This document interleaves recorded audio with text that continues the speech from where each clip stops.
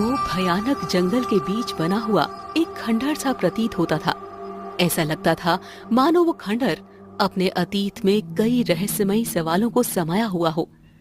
केशव नगर राज्य के पथरियापुर वासियों का मानना था कि वो खंडहर वर्षों पहले राजकुमारी चंद्रलेखा का महल हुआ करता था, जिसने सिंहासन के लालच में अपने ही भाई की बड़ी ही बेदर्दी से हत्या कर दी थी। जब ये बात उसके पिता राजा चंद्रसेन को पता लगी तो वो अपनी ही पुत्री के हाथों अपने ही भाई की हत्या को बर्दाश्त नहीं कर सका और उसने राजकुमारी चंद्रलेखा को राज दरबार में जिंदा जलाने का आदेश दे दिया। कुछ इसी तरह की कहानी उस खंडहर के बारे में पूरे केशव नगर राज्य में प्रचलित थी। पथरियापुर गांव में अंधेरी रात का सन्नाटा पसरा था। सुखिया कंबल ओढ़े अपने घर से बाहर निकल रहा था। उसकी पत्नी बिंदिया उसे रोकने की कोशिश कर रही थी। आप रात के समय कहाँ जा रहे हो? ठंड तो हर साल पड़ती है, लेकिन इस बार गांव में खौफनाक चीखें सुनाई दे रही हैं। मुझे आपका अकेले रात के समय जाना कुछ सही नहीं लग रहा। अरे बिंदिया, ये सब दंत कथाएं हैं। हाँ, अरे सोचो तो सही, सालों से लोग खंडहर की कहानियां सुनते सुनते अब चीखें सुनने का वहम पालने लगे हैं? सुनो, फसल का समय करीब है और जंगली जानवर खेत बर्बाद कर देंगे। रखवाली करनी पड़ेगी, रखवाली, समझी? तुम समझ क्यों नहीं रहे? पूरे गांव में कोई भी खेत में रखवाली करने नहीं जा रहा। हमारे गांव के सारे खेत उसी खंडहर के इर्द गिर्द हैं और लोग कहते हैं जो उस खंडहर के पास गया वो लौटा नहीं। क्या तुम फसल के लिए अपनी जान खतरे में डालोगे? अरे डरने से कुछ नहीं होगा बिंदिया, मैं जल्दी लौट आऊंगा, ठीक है ना? तुम ध्यान रखना। और सुनो, दरवाजे को बंद कर लो और सो जाओ। अरे इतना मत घबराओ, मैं आ जाऊंगा, ठीक है? चलो। सुखिया अपनी पत्नी की चिंता को नजरअंदाज करता हुआ खेत की ओर बढ़ गया। चारों ओर घना कोहरा फैला हुआ था और सन्नाटा अंधेरे को और भयानक बना रहा था। खेत में पहुंचकर सुखिया ने आग जलाई और पास बैठ गया। उसे विश्वास था कि ये सब गांव वालों की कल्पना मात्र है, लेकिन तभी सन्नाटे को छीनती हुई एक भयानक चीख ने उसे हिलाकर रख दिया। अरे ये किसकी चीख थी? बाप रे! अरे ऐसा लगा जैसे दर्द से कोई तड़प रहा हो। सुखिया चारों ओर देखने लगा। घने कोहरे और अंधेरे में कुछ भी साफ दिखाई नहीं दे रहा था। उसके दिल की धड़कनें तेज हो गई। आग की लपटें मंद पड़ने लगी थी। अचानक एक ठंडी हवा का एक झोंका उसे छू कर निकल गया और तभी जंगल के सन्नाटे में वो चीख दोबारा चीर गई। कौन है? कौन? सुखिया अपनी जगह पर खड़ा अंधेरे और कोहरे में कुछ तलाशने की कोशिश कर रहा था। आग की लपटें मंद पड़ चुकी थी और ठंडी हवा उसकी हड्डियां तक को कंपा रही थी। तभी एक अजीब सी सरसराहट उसके कानों में गूंजी। कौन है वहाँ? अरे दिखाओ अपने आप को। अरे कौन है? कौन है? जवाब में केवल सन्नाटा था। सुखिया का गला सूखने लगा। तभी उसके चारों ओर एक काला धुआं धीरे धीरे फैलने लगा। धुएं का घेरा उसके इर्द गिर्द कसता जा रहा था। उसकी सांसें तेज हो गईं। अरे ये क्या हो रहा है? हाँ, ये क्या हो रहा है? हाँ। एक विकराल भयानक औरत का रूप ले लिया। उसकी आंखें पूरी तरह से सफेद थीं, जैसे किसी अंधेरे कुएं में चमक रही हो। लंबे लंबे नाखून जैसे किसी अजीब आकृति के हिस्से हो उसके हाथों से बाहर निकले हुए थे। उसकी बाल बिखरे हुए थे, पूरे चेहरे को ढकते हुए, और केवल उसकी भयानक आंखें दिखाई दे रही थी। तुम कौन हो? कौन हो? उस औरत ने कोई जवाब नहीं दिया। वो धीरे धीरे सुखिया की ओर बढ़ने लगी। सुखिया का शरीर जैसे जम सा गया था। उसकी आवाज हलक में अटक गई थी। अचानक वो औरत तेज आवाज के साथ उस पर झपट पड़ी। सुखिया की चीख पूरे जंगल में गूंज उठी और फिर सब कुछ शांत हो गया। अगली सुबह पथरियापुर का मुखिया अपने रास्ते से गुजर रहा था। ठंडी हवा अभी भी भयावह का एहसास करा रही थी। अचानक उसकी नजर सुखिया की स्थिर देह पर पड़ी। वो चौंक गया। हाँ, हे भगवान, हे भगवान, अरे ये क्या हो गया? सुखिया, सुखिया, हे भगवान, ये क्या हो गया? सुखिया की अवस्था इतनी विचित्र थी कि मुखिया का चेहरा सफेद पड़ गया। मुखिया ने जोर से आवाज लगाई, अरे गांव वालों, अरे गांव वालों जल्दी आओ, अरे कोई यहाँ जल्दी आओ, गांव वालों, अरे सुखिया, सुखिया। मुखिया की आवाज सुनकर गांव के लोग वहां इकट्ठा होने लगे। जब उन्होंने सुखिया को देखा तो उनके चेहरों पर खौफ साफ झलक रहा था। अरे ये क्या हो गया? अरे सुखिया के साथ ऐसा कौन कर सकता है? सुखिया, सुखिया, हे भगवान, ये क्या हो गया? मैंने कहा था ना मत जाओ। सुखिया। हाँ, लगता है कि वो वापस आ गई है। अरे वही जिसकी दंत कथाओं ने आज तक केशव नगर राज्य में खौफ बनाए रखा है, वो वापस आ गई है। गांव का माहौल अचानक और भयावह हो गया। मुखिया, ये बात तुरंत महाराज को बतानी होगी। अगर ये खंडहर की सच्चाई है तो पूरे राज्य के लिए खतरा बढ़ सकता है। जमींदार तुरंत राजमहल की ओर चल दिया। राजा विक्रम अपने बगीचे में मंत्री जगन्नाथ के साथ टहल रहा था।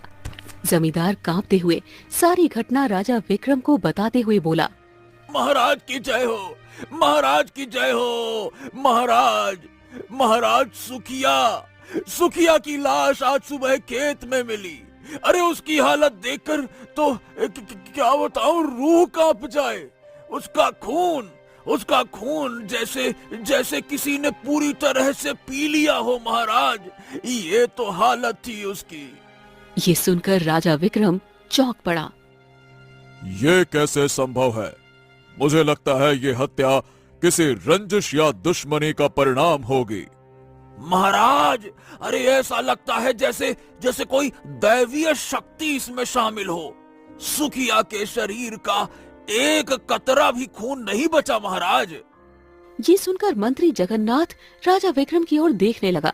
उसकी आंखों में चिंता साफ झलक रही थी। महाराज, जमींदार की आंखों में जो डर है उसे नजरअंदाज नहीं किया जा सकता। हमें इस घटना की जड़ तक जाना होगा। अगर राजगुरु यहाँ होते तो वो जरूर इस रहस्य को सुलझाने का कोई उपाय बताते। कुछ देर बाद जमींदार वहाँ से चला गया। राजा विक्रम ने मंत्री जगन्नाथ की ओर देखते हुए कहा, तो मंत्री जी, तुम्हें क्या लगता है? महाराज, मुझे भी मामला कुछ गंभीर और विचित्र ही लगता है। हमें इस पर तुरंत कार्रवाई करनी होगी महाराज। राजा विक्रम सहमति में सर हिलाते हुए महल के अंदर चले गए। महल में राजा विक्रम ने देखा कि राजकुमारी धारा कहीं जाने की तैयारी कर रही थी। धारा, तुम कहाँ जाने की तैयारी कर रही हो? पिताजी, आप तो जानते हैं मुझे शिकार का शौक है। जब तक मैं शिकार नहीं करती मेरा मन नहीं लगता। तभी रानी रुक्मणी वहां आ पहुंची। राजा विक्रम राजकुमारी धारा को सारी घटना बताते हुए बोले, धारा, सुखिया की हत्या की घटना ने सबको डरा दिया है। तुम्हारा इस समय जंगल में जाना खतरे से खाली नहीं है। कैसे राजा हैं आप पिताजी? एक हत्या से इतना घबरा गए? मैं इन पुरानी दंत कथाओं पर यकीन नहीं करती। मैं तंग आ चुकी हूँ उन कहानियों से। मुझे शिकार पर जाना है। धारा, तुम्हारे पिता सही कह रहे हैं। ये समय जंगल में जाने का नहीं है। लेकिन राजकुमारी धारा ने किसी की बात नहीं मानी। हाँ, अगर तुम इतने जिद कर रही हो तो 2 सैनिकों को अपने साथ लेकर जाओ।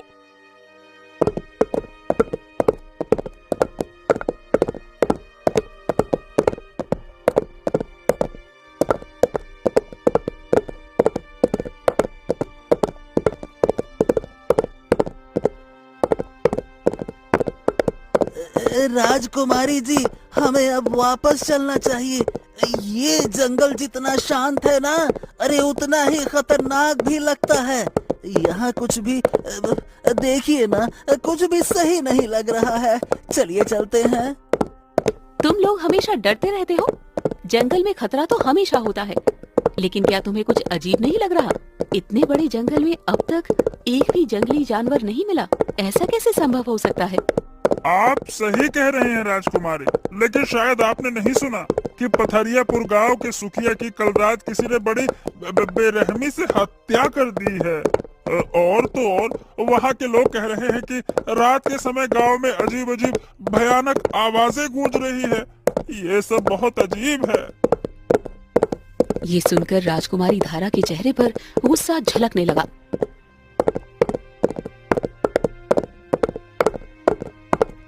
बकवास बंद करो तुम दोनों। ये सब दंत कथाएं और डरपोक लोगों की कल्पना है। असलियत में ऐसा कुछ नहीं होता, और अगर होता भी है तो मैं उसका सामना करने से नहीं डरती, समझे? अचानक राजकुमारी ने एक शेर को अपनी ओर दौड़ते हुए देखा। उसका चेहरा चमक उठा। देखो, हमें शिकार मिल गया। वो रहा, वो शेर। कहाँ राजकुमारी, कहाँ? मुझे तो कुछ भी दिखाई नहीं दे रहा। नहीं, मुझे भी कुछ नहीं दिखाई दे रहा राजकुमारी जी। शायद आपकी नजरों को धोखा हुआ है राजकुमारी जी। तुम दोनों को इतना बड़ा शेर दिखाई नहीं दे रहा? क्या तुम अंधे हो गए हो? वो सामने झाड़ियों के पास है, देखो ध्यान से। सैनिक एक दूसरे को देखते हुए फिर से उस दिशा में देखने लगे, लेकिन उन्हें कुछ भी नहीं दिखाई दिया। तभी वो शेर झाड़ियों से निकलकर जंगल की गहराई में भागने लगा। मैं उसका पीछा करूंगी, वो मुझसे बच नहीं सकता।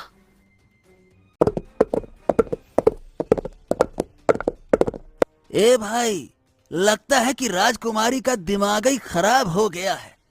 अरे वो उस दिशा में जा रही है जहाँ पथरियापुर गांव का खंडहर है, खंडहर। अरे ये जगह अशुभ मानी जाती है, इनको कौन समझाए। और तो और मुझे तो कोई शेर भी नहीं दिखा। दिमाग ही खराब होता है इन राजा रानियों का, हैं? अरे क्या बताएं, मुझे भी कुछ नहीं दिखा। पता नहीं राजकुमारी ने क्या देखा। अरे ये जंगल सचमुच में डरावना है। हमें यहाँ से वापस चलना चाहिए था।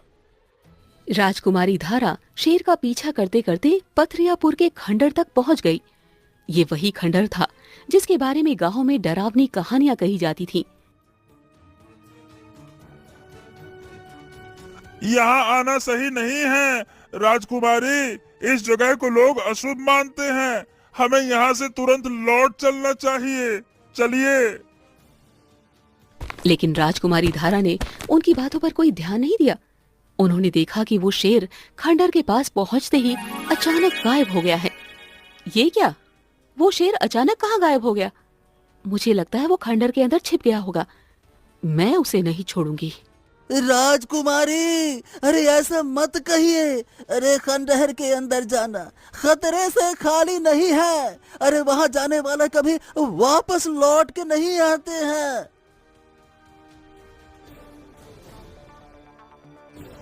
हाँ राजकुमारी, हमें महल लौट जाना चाहिए। कृपया करके चलिए, हमें महल लौट जाना चाहिए। इस शिकार के चक्कर में अपनी जान जोखिम में मत डालिए। चलिए। तुम दोनों डरपोक हो।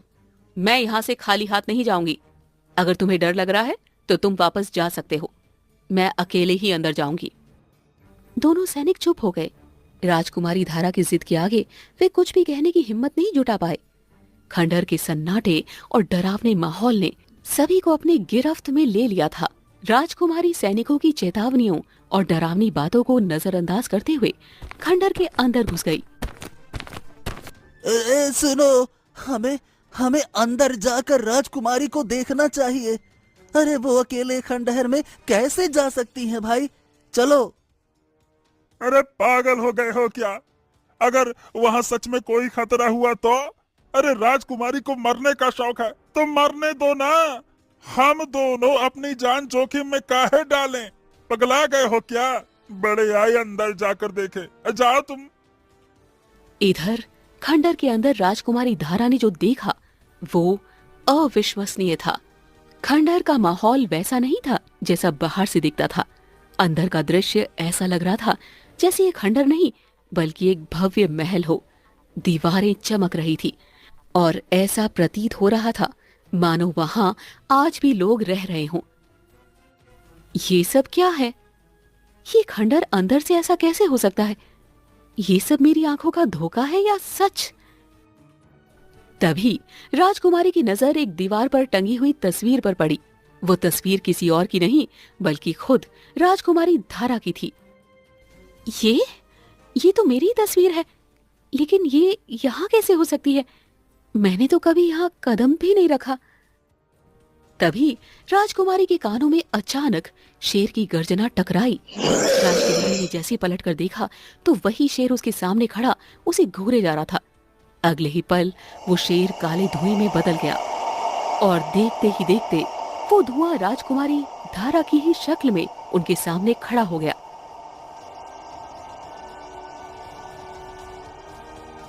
ये क्या है? तुम कौन हो?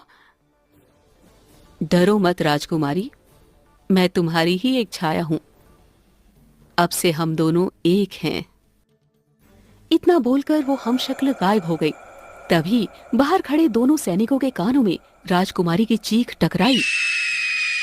हाँ, ये कैसी चीख? हे भगवान, लगता है राजकुमारी खतरे में है। हमें अंदर जाना चाहिए। चलो भाई।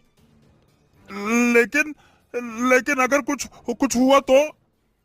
तभी खंडहर के दरवाजे से राजकुमारी धारा बाहर निकल आई, लेकिन उनकी आंखों में एक अजीब सी चमक थी। क्या हुआ? तुम दोनों इतने डर क्यों रहे हो? राजकुमारी, आपके चीखने की आवाज सुनाई दी। क्या अंदर सब ठीक है? वो तुम्हारा भ्रम होगा।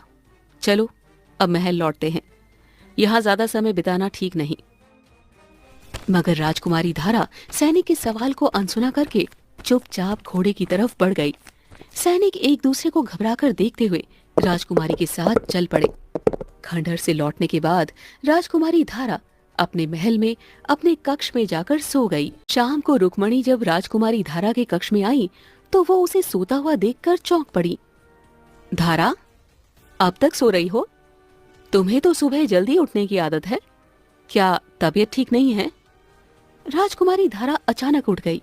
उनके चेहरे पर एक अजीब सी मुस्कान थी और आंखों में एक गहरी चमक थी। माँ, इंसान को अपनी आदतें बदलते रहनी चाहिए। रानी रुक्मणी कुछ कहने वाली थी कि धारा चुपचाप कक्ष से बाहर निकल गई। उनके चलने का तरीका, उनकी आवाज, सब कुछ पहले जैसा नहीं लग रहा था। ये बात रानी रुक्मणी को भीतर तक बेचैन कर गई। इधर धारा महल के बाहर अपने घोड़े पर चढ़ने की तैयारी कर रही थी। तभी मंत्री जगन्नाथ वहां आ पहुंचे।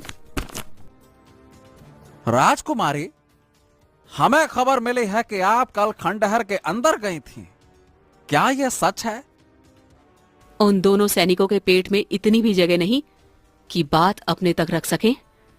हाँ, मैं गई थी और देखो, सही सलामत वापस आ गई। इससे ज्यादा तुम्हें क्या चाहिए? लेकिन राजकुमारी, उन सैनिकों ने कहा कि उन्होंने आपकी चीखें सुनी थीं। क्या यह सच है? चीखें? वो उनका भ्रम था। कुछ नहीं हुआ।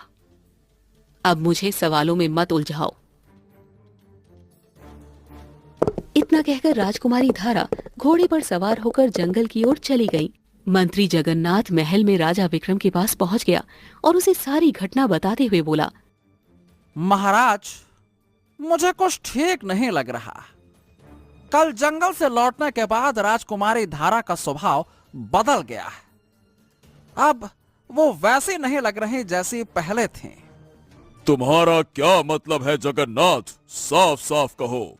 महाराज, खंडहर से लौटने के बाद वो अलग सी लग रही हैं। आज उन्होंने शाम तक सोकर बिताया, जो पहले कभी नहीं हुआ, और वो उन सैनिकों की बातों को टाल रही हैं जिन्होंने कल उनकी चीखें सुनी है। महाराज, तभी वहां रानी रुक्मणी भी आ पहुंची। महाराज, आज धरा शाम को सोकर उठी। ऐसा पहले कभी नहीं हुआ और उनके बर्ताव में कुछ अजीब सा बदलाव है। राजा विक्रम गहरी सोच में डूब गए। उनके चेहरे पर चिंता साफ झलक रही थी। अगले दिन सुबह एक भयावह खबर जंगल में फैल गई। मंत्री जगन्नाथ दौड़ते हुए आकर राजा विक्रम से बोला, महाराज महाराज महाराज, एक बुरी खबर है। अरे राजकुमारी धारा के साथ गए दोनों सैनिकों की लाशें उनके घर पे मिली है। उनकी हालत ऐसी है, हे भगवान हे भगवान। अरे देखकर ऐसा लगता है कि जैसे किसी ने उन्हें राम राम राम राम बड़ी बेरहमी से चीर फाड़ दिया हो। भगवान क्या हो गया है महाराज, ये क्या हो रहा है? क्या? हाँ महाराज, उनकी हालत सुखिया की तरह है। ऐसा लगता है कि जैसे किसी ने उन्हें बेरहमी से चीर फाड़ कर रख दिया हो। यह कोई सामान्य घटना नहीं है महाराज, कोई सामान्य घटना नहीं है ये। राजा विक्रम ये सुनकर गहरी सोच में पड़ गए। इधर दूसरी ओर पथरियापुर गांव की रात खौफ और रहस्य में लिपटी हुई थी। सुखिया की पत्नी बिंदिया अपने छोटे से घर में अकेली बैठी थी। अचानक दरवाजे पर दस्तक होने लगी। बिंदिया ने देखा तो सामने जमींदार खड़ा था। क्या मेरे पति के हत्यारे का पता चला? महाराज ने क्या आदेश दिया? अरे बिदिया, मैंने महाराज के कानों में बात तो डाल दी है, लेकिन अभी तक कुछ ठोस होता नहीं दिख रहा है। कमरे में एक अजीब सी ठंडक फैल गई। अचानक काला धुआं फैलने लगा। ये क्या है? क्या है ये? अगले ही पल उस धुएं ने उस भयानक स्त्री का रूप धारण कर लिया जिसने सुखिया की जान ली थी। उसकी आंखों में खून और शरीर से नफरत टपक रही थी।